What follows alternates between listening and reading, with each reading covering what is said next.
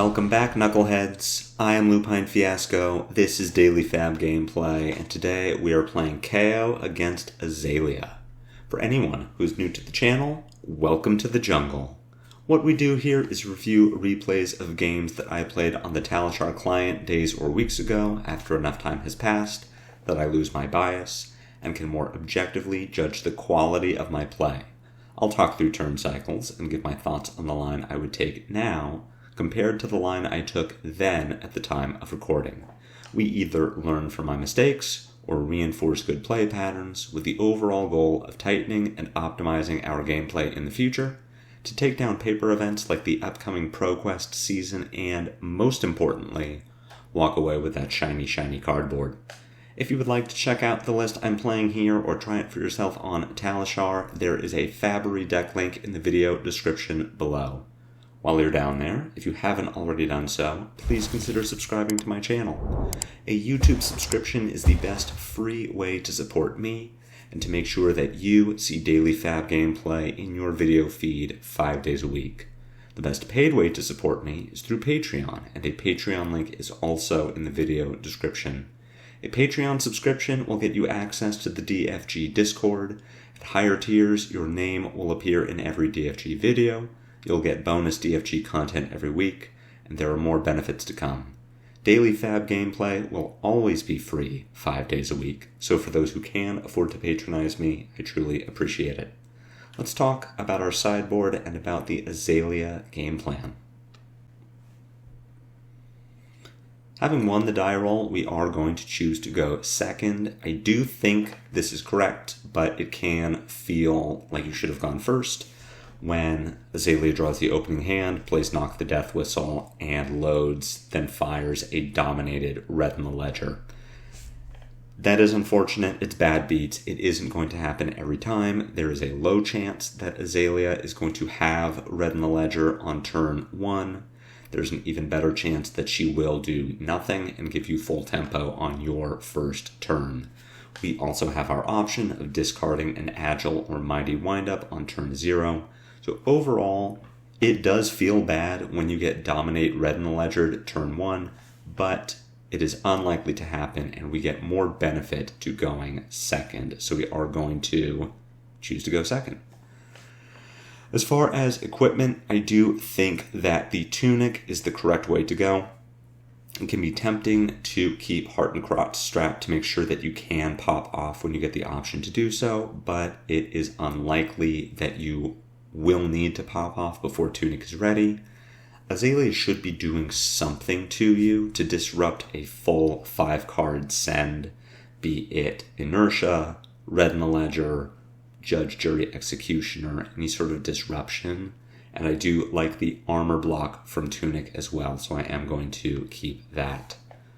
Checking out the 60 cards in the deck, all fairly standard. We are not going to run Humble. It's a 2-block. Turning off Azalea's hero power is generally not going to do a lot to impact the power of her turns. Yeah, it's great when we can block the dominated arrow, but most of the time, the arrow either turns off your turn completely, either because it was red in the ledger, Judge, Jury, Executioner, or because you gave your entire hand to block it, or the arrow is not going to disrupt your turn and you are just going to full 5-card send. So Humble, kind of not very relevant in this matchup. At least for this list, we have Mighty Windup in the sideboard. The current list on FaB has us playing 21 blues in every matchup. That includes Mighty Windup. But in this case, we do have the option to cut it. It is a 2-block. We're going to leave it in the sideboard. The game plan for Azalea is really just to attempt to keep up with damage until she misses the disruption, in which case we hopefully have Wild Ride Claw Finisher, a Blood Rush Bellow, or we were able to set up a Cast Bones the turn prior. Our deck makes really good use of a single action point. Command and Conquer, Swing Big, Bare Fangs, even Pulping and Wild Ride are 6-power attacks that make a might on the back end.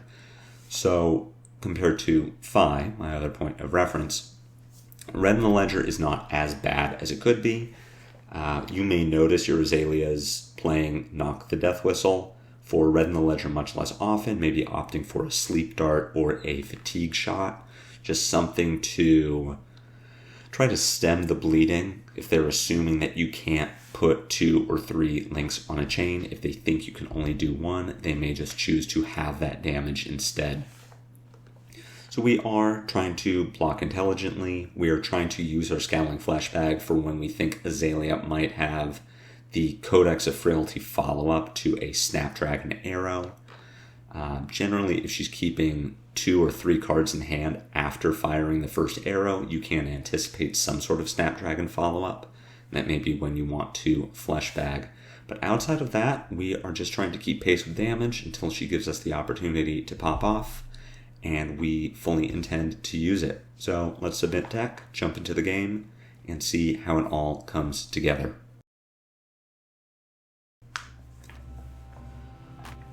Fine opening hand. Unfortunately, there is nothing we can do with this on turn 0. It also doesn't block very well, but if Azalea does dominate an attack, then we are not necessarily looking to dominate in the first place, block a dominate in the first place. Here we have a Drill Shot coming in for 7. Unfortunately, we cannot cover this with cards from hand because we have 2 non-blocks. So we are instead going to block what we can. We'll put our 2 3-blocks in front of this as well as a Scabskin Leathers. Having to overblock and overblock with armor on turn 0 is unfortunate, but if this Drill Shot hits, it is going to put a Battle Worn counter on the Leathers or our Bonebreaker anyway. So we might as well get some block value out of our Scabskins instead of taking damage and losing our block value as well. But yeah, ideally, we would love to be able to put 8 or 9 block from hand in front of this. So the non-block's kind of an issue here. Drawing into a pretty unfortunate hand, actually. This is the sort of hand that Kayo can produce. There's nothing necessarily wrong with it, and we have the potential to fire off a really good turn. But I would love to save this Bloodrush Bellow if I could, and unfortunately the way that this hand is structured doesn't give us the ability to do that. So if we did want to do something other than Bloodrush here, the best line is very likely to discard Agile Windup, make our Might and our Agility, then play Bare Fangs, pitching our Bloodrush Bellow, and hoping that we get to put a Pulping into Arsenal. That just doesn't seem very good compared to a 4-card Blood Rush. Now, the 4-card Blood Rush is very likely to not be very strong, but we're at least going to get 8 damage out of our turn. If we play Blood Rush, we pitch our Agile Windup. We either, at a minimum, play Pulping for 8 or Bare Fangs for 10, and that is going to match the damage of a pitched Blood Rush Bellow to play Bare Fangs. And we very likely get to work a Claw for 5 with Go Again into the turn as well. So as much as I would have preferred to arsenal this Blood Rush and set up for a stronger 5-card hand later, we are going to play this Blood Rush now. If this Bare Fangs was a swing big, then I am totally on board with playing the swing big, pitching, Pulping, and Agile Windup just to get the Pulping out of hand. Send swing big for 8 and arsenal the Blood Rush, and hope that our next 4-card hand works very well with Blood Rush. But as it is, our best line is to just play Blood Rush and hope for the best. Keeping Pulping already has us off to a pretty good start. This is a great follow-up. We are going to send Claw for 5 with Go Again, then we'll pitch our Wreck-A Romp and play Pulping, hoping to discard our Beast Within to pay for our next attack. But even if the Beast Within gets kept, I mean, it's okay to put in the arsenal. Not my favorite thing to have in there, but it is still a 3 for 6. Sometimes it is going to let us block a little better. Just an incredible series of draws. So the Pulping going to push 5, and then we get to send packing for 8. That is very likely going to take Azalea's arsenal. So we really drew incredibly. That was about as good for a 4-card Blood Rush as we could hope for. We are absolutely rolling very high at the start of this game. The hand we draw into, not an incredible follow-up. Depending on what Azalea sends at us, we can block for 3 with one of our 2 blues, send Swing Big for 9, and arsenal a Bear Fangs. Potentially, we are also just playing the Bear Fangs. Here we have a dominated Bolt and Shot for 7 with inertia tied to it. So we are going to lose our hand. What that means for us is we will block for 3 with one of our cards. We can then overpitch to play the Bear Fangs, generating our might and sending 9. Now we also have an option to block with Swing Big and Apex Bonebreaker. We mitigate more damage and we make a might token, so we would only take 2 from this Bolt and Shot, go to 37, and then return with Bear Fangs for very likely 10. The only reason I don't like that is I don't want to give up my Bonebreaker value this early. I do still want to have it available for blocks in the event that Azalea sends an undominated Red in the Ledger or something that I would like to block. So we will just put our Pound Town in front of this Bolt and Shot. We'll take 4. Then we will Bear Fangs on our turn. We get our 9 points of damage, and very likely are making a might to get additional value on our next turn. This I don't particularly agree with. I don't think it matters all that much. It isn't like we're going to fatigue, and we don't shuffle our deck at all, so there is no difference between having a Swing Big in the graveyard versus at the bottom of our deck. But in a game state where there is a meaningful difference between those two things, it's better to just get in the habit of doing it now. Here we have a Bolt and Shot for 10 with Go Again with Ponder Token and Frailty attached to it. The Frailty doesn't really matter all that much. We don't have an arsenal. It does potentially affect our Claw if we are going to be able to work that into our next turn. And the Premeditate will make a Ponder, which is not something that we can really interact with. We can't block out this Bolt and Shot unless we gave up all of our armor and 2 cards from hand, which really isn't worth it. What I am looking to do on our turn, I would like to discard this windup at the end of Azalea's turn in order to make our agility. We can then play Savage Feast. Pitching one of our 2 yellows would discard the other and draw us a card.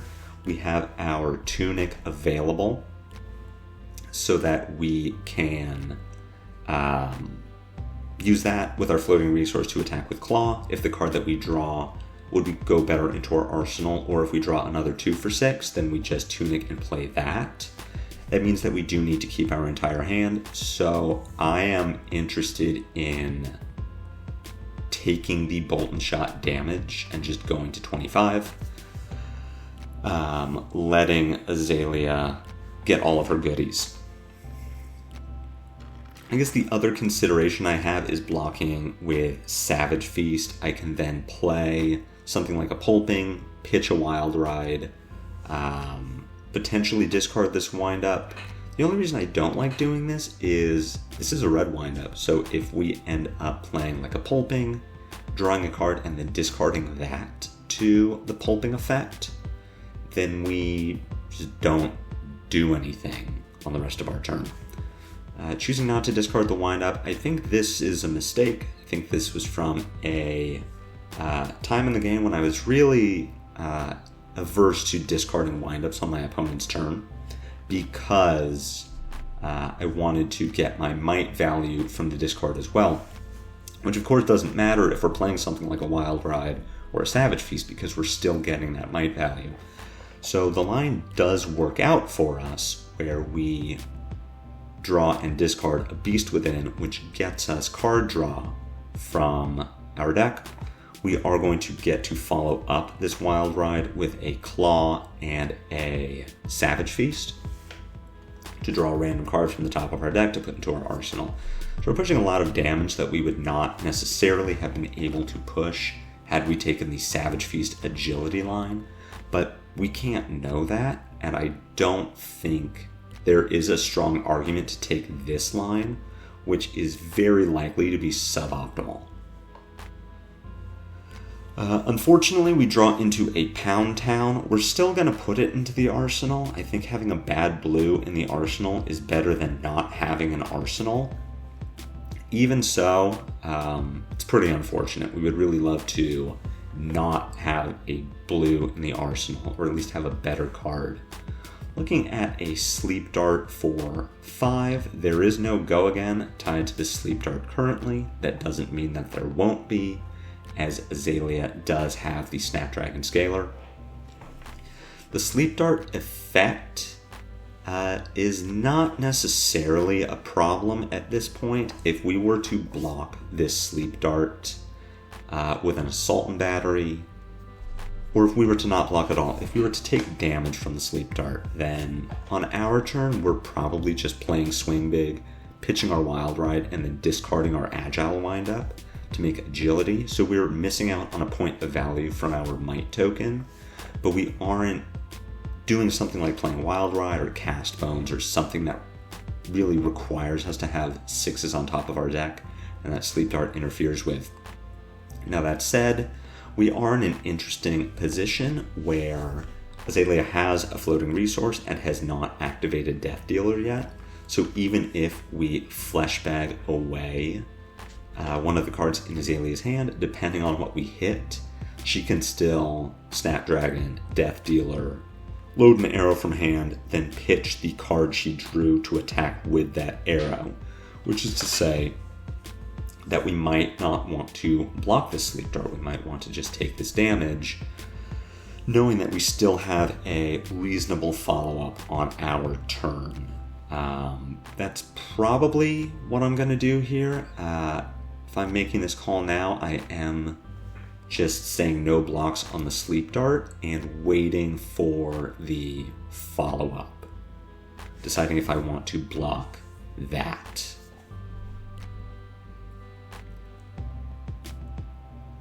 Blocking with Fleshbag and Swing Big is not something I agree with. If I was going to block with the Fleshbag to cover up this damage, I would have rather blocked with Assault and Battery so that I could still play the Swing Big.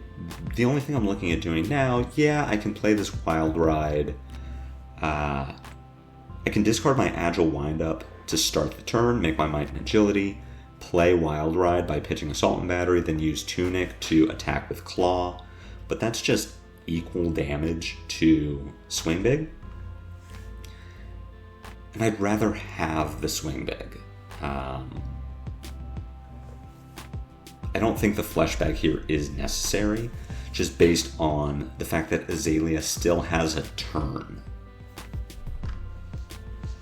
Azalea playing the Codex. Codex does get back Remorseless, which we no longer have a good block for. We can put our Assault and Battery and Bonebreaker in front of this if we really wanted to prevent the damage. Our turn probably going to be play Wild Ride, pitch Windup, send 6 and make a Might token, which isn't the worst thing in the world. I do hate losing my Bonebreaker value. What I could do is block with Scabs, Bonebreaker, and Windup to cover the Remorseless damage. I make an additional Might token, then on my turn I Wild Ride for 7 with Go Again and follow up with Claw for 2. Not the most impressive way to spend a turn, but it is doable. Or what we can do, which might be smarter to try and set up for a future turn, is play Pound Town from Arsenal, pitch Assault and Battery, discard Agile Windup to make Might and Agility, and then arsenal this Wild Ride, and just hope that Azalea's 5-card hand is not enough to deal what would be 19 because we are not blocking this Remorseless. Considering where we are in the turn cycle and in the game, I believe I like putting pressure on Azalea, so my block here would be Windup, Bonebreaker, Scabskins, cover 5, make a Might, send Wild Ride with a Claw follow-up. That said, I really do wish I still had the Swing Big. If we had a Swing Big in hand and had been Sleep Darted, potentially Azalea does do something with that card that had been intimidated away, but our follow-up here is a lot better than what it is now. Or if we had blocked with our Assault and Battery instead of the Swing Big, still made that same flashback block on the Sleep Dart, now we are sending the same amount of damage. We're taking 1 less point of damage because we are only... we're taking 1 point of damage anyway. Claw does not trigger Remorseless. But we are doing more... I just feel like the Swing Big would have been a better line.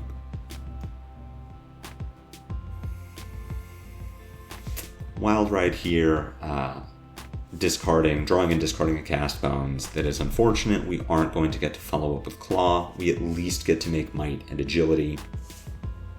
But missing out on some potential damage and then drawing into 4 reds is pretty horrendous for us. Seeing that the card that we intimidated very well could have been this Premeditate, we are going to get hit with a potentially very big Remorseless here. We'll see. It is instead Red in the Ledger, Seek and Destroy It, coming out 14 with Dominate. It's a huge attack. We obviously have to block this, and we are going to want to interact with Azalea on the other side of this attack.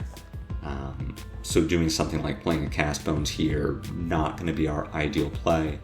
Let's block this with Savage Feast, Bonebreaker, and Scabskin Leathers. We'll cover 6, we'll take 8 and go to 10.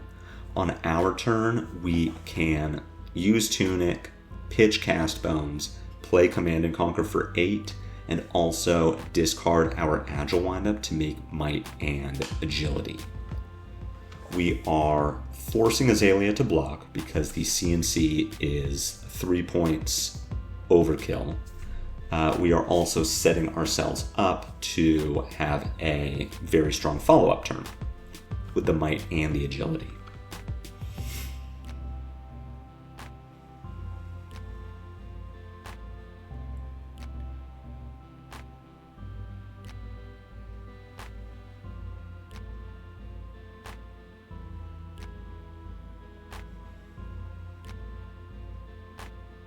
Alright, using the Tunic, we're off to a good start. And we are taking the CNC for 8 Windup line. Windup is a great way to get around the restriction of Red in the Ledger or Remorseless. And drawing into a very solid 4-card hand here. We have the Agility, which will pair well with either Pulping or E-Strike. We'll play our Blood Rush Bellow. So Drill Shot here for 7. The only thing I want to do with this hand is put Bonebreaker and Tunic in front of the Drill Shot. We are still taking 5 from the attack, but the on-hit does nothing because we will no longer have equipment with block value. So Azalea just putting a 3rd Battle Worn counter onto our Scabskin Leathers. It's totally meaningless. Play the Blood Rush, really hoping to keep the Pulping. Wasn't meant to be. So just based on what is in our hand, we have a choice to make. Our Pulping will have Go Again either way based on this Agility. So if we attack with Claw, Claw for 6 go again is okay. The follow-up to that very likely is pulping, then just arsenal whatever our last card is, either E-strike or whatever we got to keep from pulping. We could play pulping here, come in for 8 with at least go again, very likely dominate. Azalea needs to give us armor to stay alive. Our follow-up to the pulping is either going to be E-strike for 7, or it is going to be pitch, smash instinct to play whatever we drew from the top of our deck. I think I like that the most as opposed to claw pulping. I just want to see what my options are with this pulping. There's also a potential that we draw a blue and discard E-strike, and then we just get to smash instinct for 7, which intimidates away a card from Azalea's hand and probably kills her. I don't think that E-strike draw a card is correct. I don't like that we are not getting the buff from Bloodrush Bellow. I do understand that if this E-strike had drawn a blue, then we are in a great position here because we get to claw and then pulping. We are going 3 links wide this turn, which is strong. At the same time, I do feel like we probably could have killed Azalea here if we had attacked with the pulping rather than pitched it. Instead, we put her to 1, we're in a great position. We have all the tempo in the world.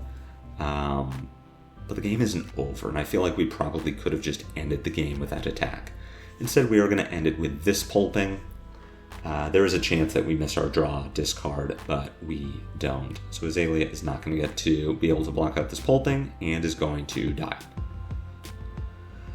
Checking out just the average value, we pretty well, over average for a turn cycle.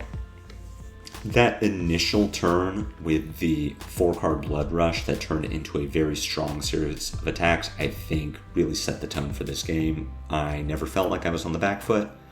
That won't happen every game. 4-card Blood Rush generally is not going to let you do that. We drew very well for the situation. And I think we did misplay just a bit further down the line. I think we were greedy when we should have been a little conservative. And I think, especially on this last Blood Rush turn, we were conservative when we should have been greedy. But the Azalea matchup overall, I think, is about 50-50, and I think for the most part is pretty miserable for both players. At least that's my feeling as a Kayo player. I feel like I am playing solitaire against Azalea playing solitaire, that she is just putting dominated attacks together. I can't block them because I don't run defense reactions. If she ever bricks disruption, then I get to put my entire hand on the table, and she is not really blocking very well, so she's taking a bunch of damage, and maybe there's some on hits in there. It really does feel very uninteractive, and I don't see a way that Kayo can really shift that based on Sink Below, Fate Foreseen, Reinforce the Line, even Reckless Swing, just being so counter to what our deck is trying to do. We'd have to board completely for this sort of hybrid plan with a bunch of defense reactions, and at that point we should just play Rhinar. So the Azalea matchup, I'm hoping, is one that we won't see a lot of. I don't know how Dromai leaving the meta impacts Azalea. I just really am hoping that she stays more of a fringe hero, because I think this matchup is pretty bad for Kayo. We have the chance to just get chained with Disruption, and Azalea's at the moment basically building like Warmonger's Diplomacy doesn't exist. And of course, we are not in a position to take advantage of that. Those are just my thoughts. I hope you enjoyed this game. I hope you liked it. If so, be sure to take that like button to Pound Town. My comments are always open for any questions or feedback. Again, if you've not already done so, please consider subscribing to my channel. It's free. It helps me out.